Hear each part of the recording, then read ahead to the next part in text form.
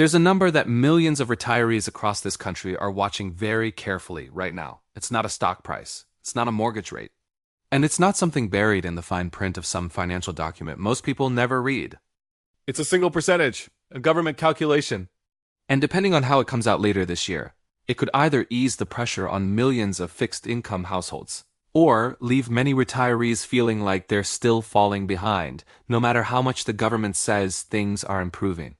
We're talking about the 2026 COLA, the cost of living adjustment for Social Security, and here's what makes right now such a critical moment. The data that ultimately drives that number is actively being shaped by what's happening in the economy today.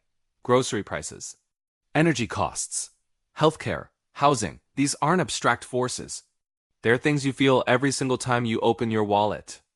Early projections are starting to come in. And what analysts are watching closely, and what we're going to break down completely today, is whether inflation trends over the coming months will push that forecast higher, lower, or somewhere in between. We're also going to talk about why some retirees feel like even a decent COLA doesn't fully solve the problem, and what Medicare has to do with it, because the two are deeply connected in ways that don't always get enough attention. If you've been wondering what any of this means for your benefits, your budget, or your financial planning heading into next year, stay with us. This is Gray Policy, and we cover this stuff the right way, calmly, clearly, and with your actual situation in mind. Let us know in the comments as we go. Do you feel like Social Security increases are keeping up with your real everyday costs?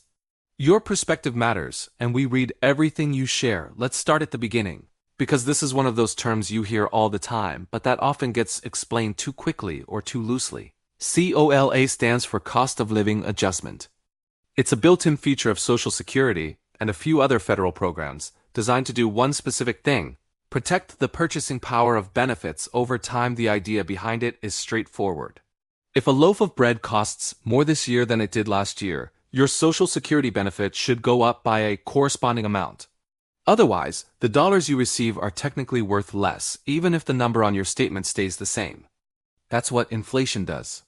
It quietly erodes what your money can actually buy. COLA is the government's official response to that problem. Now, here's something that surprises a lot of people. COLA is not a decision made by Congress each year. It's not voted on. Politicians don't sit in the room and decide whether retirees get a raise. The adjustment is calculated automatically using a government inflation formula tied to a specific index, the Consumer Price Index for urban wage earners and clerical workers, known as the CPIW. The Social Security Administration takes third-quarter CPIW data, that's July, August, and September, and compares it to the same period from the prior year. Whatever the percentage changes between those two measurements becomes the official COLA for the following year. That announcement typically comes in October.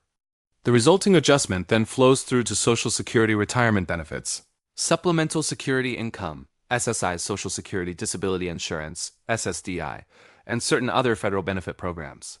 For tens of millions of Americans, this one number has a direct, real-world impact on their monthly income, and for people living on fixed incomes, even a fraction of a percentage point can mean the difference between covering a utility bill or not. But here's the part many retirees are zeroing in on right now. Recent inflation trends have been shifting again, and early forecasts for next year's COLA are starting to reflect that. So let's talk about what the early projections are showing, and, just as importantly, why those projections are still moving. As of mid-2025, analysts and independent research groups who track Social Security have been putting out early estimates for the 2026 COLA. The range from various forecasters has generally been hovering in the low to mid single digits, but those numbers shift month to month as new inflation data comes in.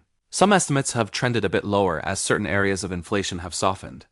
Others have edged back up when energy prices or food costs show renewed pressure. This is completely normal. That's how the COLA calculation works.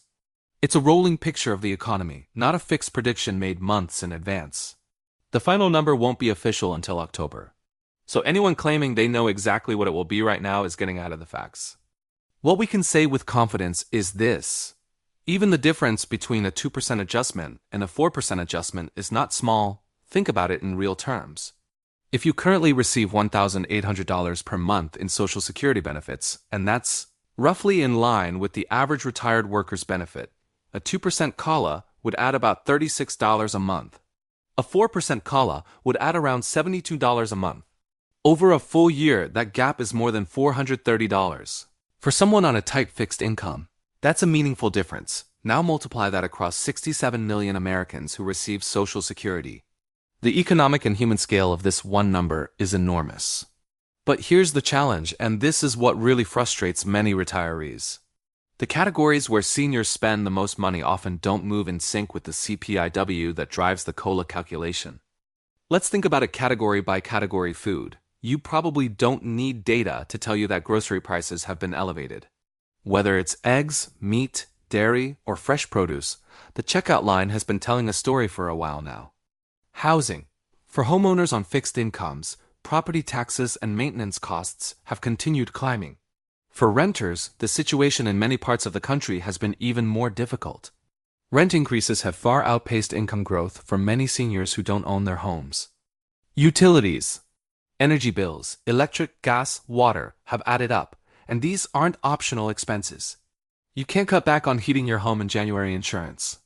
Homeowners insurance, auto insurance, and supplemental health insurance costs have all moved higher in recent years.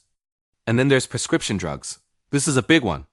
While some provisions of recent legislation have helped cap costs for Medicare beneficiaries in certain categories, many seniors still face significant out-of-pocket drug expenses that have climbed substantially. What expenses hit your household the hardest recently? We'd genuinely like to know. Drop it in the comments now. You might be thinking, didn't inflation start coming down? Wasn't that supposed to be the good news? The answer is yes, overall inflation has moderated from the peaks we saw in 2022 and into 2023. But the story is more complicated than a single headline number suggests. And for retirees, that complexity matters a great deal. Economists and analysts use the term sticky inflation to describe price pressures that don't go away quickly even after the broader inflation rate cools. Services, things like healthcare, insurance, home repair, personal care, tend to be stickier than goods. They don't fall back to where they were just because the Federal Reserve raises interest rates. This is one reason why many retirees have felt persistent financial pressure, even as media coverage of inflation has shifted to a more optimistic tone. Healthcare costs are a prime example. Medical inflation has historically outpaced general inflation over long periods. When you're older, healthcare isn't a category you can easily reduce spending in. Doctor visits, specialist care, diagnostic tests, medications, these costs are largely non-negotiable. Grocery prices, as we noted, remain elevated compared to where they were just 3 or 4 years ago. In many cases, prices haven't come down. They've just stopped rising as fast.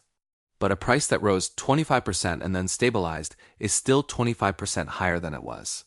That doesn't feel like relief to someone on a fixed income. Housing costs are similar. The spike in property values, combined with rising property taxes in many municipalities, has squeezed homeowners. And renters in high-cost markets have faced some of the sharpest increases in decades. And this is where a deeper issue comes in, one that some policy researchers and senior advocacy groups have been raising for years. The COLA formula is tied to the CPIW.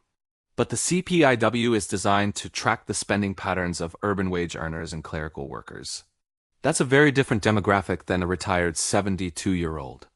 Working-age adults spend a larger share of their budget on transportation, clothing, education, and work-related expenses. Retirees spend proportionally more on healthcare, housing, and food. The inflation they experience day to day may look very different from what the CPIW measures. Some organizations have advocated for using an alternative index, the CPIE, which stands for Consumer Price Index for the elderly, to calculate COLA instead. The CPIE puts more weight on healthcare and housing costs, which are heavier in retirees' actual budgets. We're not here to take a political position on that debate, but it's worth knowing it exists, because it goes to the heart of why some retirees feel like the official COLA number doesn't quite match what they're living through. And this is where many retirees say the real issue begins. Even when the adjustment is substantial, the numbers on the ground can tell a different story. Let's talk honestly about something that doesn't always get enough attention in these conversations. When Social Security beneficiaries receive a COLA increase, it often feels smaller than the announced percentage suggests, because of what happens to other costs around the same time. Medicare is the most significant example, and we'll get deeper into that in just a moment. But there's a broader pattern worth understanding. First, every year, When COLA goes up, a number of other expenses tend to go up around the same time or shortly after. Property tax bills, homeowners association fees, prescription drug copays, supplemental insurance premiums. In some cases, even income-related adjustments to Medicare costs, which are based on reported income, can shift. A retiree who receives, say, a $50 per month increase in Social Security might simultaneously see a $20 increase in Medicare, Part B premiums, and a $15 increase in their supplemental drug coverage. Suddenly, that $50 gain has effectively become a $15 gain. That's a real dynamic that plays out in millions of households every year. And this is why so many retirees and, frankly, financial advisors who work with retirees track COLA not just as a gross number, but as a net number. What actually hits the checking account after adjustments? It's also worth thinking about the nature of fixed income budgeting more broadly. When you're still working, your income has the potential to grow. You can ask for a raise. You can change jobs. You can pick up extra hours during difficult stretches. The budget has some flexibility built in. When you're on a fixed income, that flexibility largely disappears. Your Social Security benefit is what it is. Your pension, if you have one, is what it is. When costs go up, the only lever available is to cut spending somewhere else. And after years of making those adjustments, many retirees have already cut to the bone. There's not much left to trim. You may have experienced this yourself, the quiet math of retirement finances, where every month involves a careful balancing act, where you think twice before turning up the thermostat, where a medical expense in one month means adjusting grocery spending the next. This is the lived reality for a significant portion of Social Security recipients. And it's why even small changes to the COLA fraction of a percentage point in either direction are not abstract numbers to these households. They're felt. There are also broader financial vulnerabilities that come into focus in this context. Emergency savings are a real challenge for many retirees. A major home repair, an unexpected medical bill, a car that needs replacing. These are the kinds of expenses that can derail a carefully managed fixed income budget with very little warning. Financial advisors who work with seniors often stress the importance of maintaining even a modest emergency cushion, separate from regular savings, specifically for these situations. Because when you're on a fixed income, recovery from a financial shock is significantly harder and slower than it is for a working adult. If you've already adjusted your spending because of rising costs over the past couple of years, you know exactly what we're describing. Share your experience below. Your comments help other people in similar situations feel less alone. Now let's talk about Medicare. Because the two stories, Social Security COLA and Medicare costs, are deeply connected, and they absolutely need to be understood together. Here's the core relationship. Most Social Security recipients have their Medicare Part B premium automatically deducted from their monthly benefit. So when Part B premiums go up, it directly reduces what you actually receive in hand, even if your gross benefit went up through CALA. Medicare Part B covers outpatient services, doctor visits, preventive care, lab tests, certain equipment.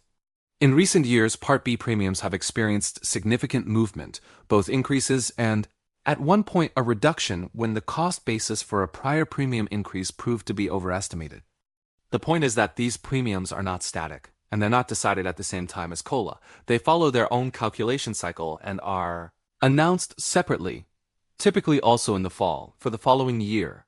Official estimates for future Medicare Part B premiums have not been finalized for 2026 at this point. When those numbers are released, they'll matter significantly for the real-world impact of whatever COLA is announced. Here's a simple way to think about it. If COLA delivers, say, a 2.5% benefit increase, and Medicare Part B premiums increase by a significant amount at the same time, the net gain to a retiree's take-home Social Security payment could be substantially smaller than the headline COLA number.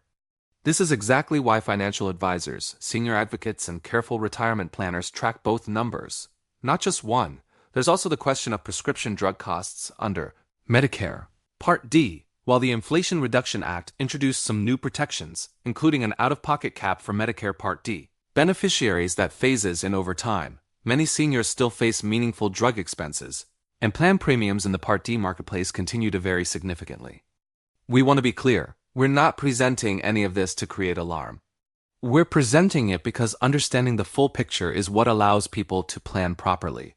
Surprises in retirement finances are almost always worse than anticipated challenges you've prepared for, and this is one reason many retirees watch both numbers together, not separately. So where do things go from here? What are the data points that will actually determine where the 2026 COLA lands? Let's walk through it. The most critical window is the third quarter of this year, July, August, and September. The official COLA calculation will be based on CPIW data from those 3 months compared to the same period last year. So anything that moves inflation meaningfully during that window will directly shape the final number. Analysts are currently monitoring several key variables. First, energy prices. Gasoline, natural gas, and electricity costs have historically been among the most volatile components of inflation. A sustained move in either direction during the summer months could shift the CPIW meaningfully. Second, food prices. Grocery inflation has been a persistent issue, as we've discussed. But there are also external factors, weather events, supply chain developments, international commodity prices that can shift this quickly and unpredictably. Third, healthcare costs. Medical price inflation tends to be more predictable on a month-to-month basis, but it moves steadily higher over time. It remains a consistent upward pressure on the indices that matter to seniors. Fourth, shelter costs. Housing inflation has been slow to come down in the official inflation indexes, largely because of how rent and equivalent homeownership costs are measured. This has kept overall CPI readings elevated even as some other categories have moderated. Analysts also watch Federal Reserve communications closely. When the Fed signals changes to interest rate policy, it can affect economic conditions in ways that feed back into inflation. Slower growth can reduce inflationary pressure. Strong consumer demand can sustain it. All of that said, and this is worth saying clearly, forecasting the precise COLA months in advance is genuinely difficult. The range of current estimates from credible analysts reflects real uncertainty. Any specific early projection should be understood as a reasonable guess based on available data, not a confirmed figure. The official COLA announcement will come from the Social Security Administration, and that announcement is what matters for your benefits. We'll cover it in detail when it comes out. In the meantime, the best single source for official information is always SSA.gov, the Social Security Administration's own website. Any number you see claiming to be the official 2026 COLA before the SSA announces it is, by definition, a projection, not a fact. Please keep that in mind, especially if you come across content elsewhere that uses more definitive language. So given everything we've covered, the uncertainty around the 2026 COLA, the inflation pressures, the Medicare connection, what's the practical takeaway? What can you actually do right now? The most valuable thing is also the most unglamorous. Take a clear-eyed look at your current budget. Not in a crisis management way, not with alarm, but with calm awareness of where you stand today. Because the retirees who tend to navigate these shifts, the best are the ones who aren't caught off guard by them. Start by reviewing your monthly income, Social Security, any pension, any investment distributions, and comparing it against your actual current expenses. Not a theoretical budget you wrote years ago. Your real current spending. Note which categories have increased the most over the past 12 to 18 months. That honest accounting will tell you more about your financial resilience than any projection we could offer. If you're not already tracking your Medicare costs alongside your Social Security benefit, start now. Understand what Part B premiums, Part D plan premiums, and any supplemental coverage costs are coming out of your monthly income. When the fall announcements come, both COLA and Medicare, you'll be in a much better position to understand what they actually mean for your household. Pay attention to Medicare open enrollment season, which runs from October 15th through December 7th each year. This is your window to review whether your current drug coverage or Medicare Advantage plan still makes sense for your needs in your budget. Plans change annually. Formularies, the list of drugs a plan covers and at what cost can shift. A plan that was right for you 2 years ago may not be the best fit today. On the subject of scams, and we mention this because it comes up every single year around benefit announcement season, please be vigilant. When COLA numbers are announced, bad actors ramp up efforts to defraud seniors. The formats are familiar. Phone calls claiming you need to verify your information to receive your increase. Official-looking letters asking for your Social Security number. Online ads offering to claim your adjustment. The Social Security Administration does not call you to verify your identity. It does not ask for your banking information over the phone. Legitimate benefit increases are applied automatically. If someone contacts you claiming you need to take action to receive your COLA increase, that is a scam. Full stop. For all official information about your benefits, Social Security, and Medicare, use ssa.gov and medicare.gov. Those are the authoritative sources, and they're free. Finally, and this is genuinely important, try not to make major financial decisions based on projected COLA numbers before the official announcement. We've talked to many retirees who delayed or accelerated financial moves based on something they read online, only to find the projection was off when the official numbers came out. Patience and verification are your friends here. Let's bring it all together. Millions of retirees and Social Security recipients are watching COLA forecasts closely right now, and there are very real reasons why. Inflation, while it has moderated from its peaks, continues to put pressure on the categories that matter most to people living on fixed incomes. Healthcare, housing, food, energy. None of these have simply returned to where they were. The 2026 COLA will be shaped by inflation data over the coming months, and early projections, while informative, are still subject to change. The official number won't come from the Social Security Administration until October. At the same time, Medicare costs matter enormously. Whatever the gross COLA increase turns out to be, the net impact on take-home Social Security income will be partly determined by what happens to Part B premiums. Watching both numbers together is the only way to get a full picture. And for millions of Americans, people who planned carefully, who worked hard, who built their retirement around the expectation that Social Security would be a stable foundation, even a fraction of a percentage. Point in either direction has real meaning, real consequences. This isn't a financial abstract. It's the budget for groceries and utilities and prescriptions, and everything else that keeps a household running. That's why this number matters so much right now. And that's why we're going to keep covering it carefully and honestly as the data develops. If this video gave you a clearer picture of where things stand and what to watch for, consider subscribing to Gray Policy. We cover Social Security, Medicare, retirement benefits, and the policy developments that affect your financial life, without the noise, without the hype, and without the misleading headlines. Just clear, grounded information for people who've earned the right to know what's actually going on. Thank you for watching. Stay informed, stay prepared, and we'll see you in the next one.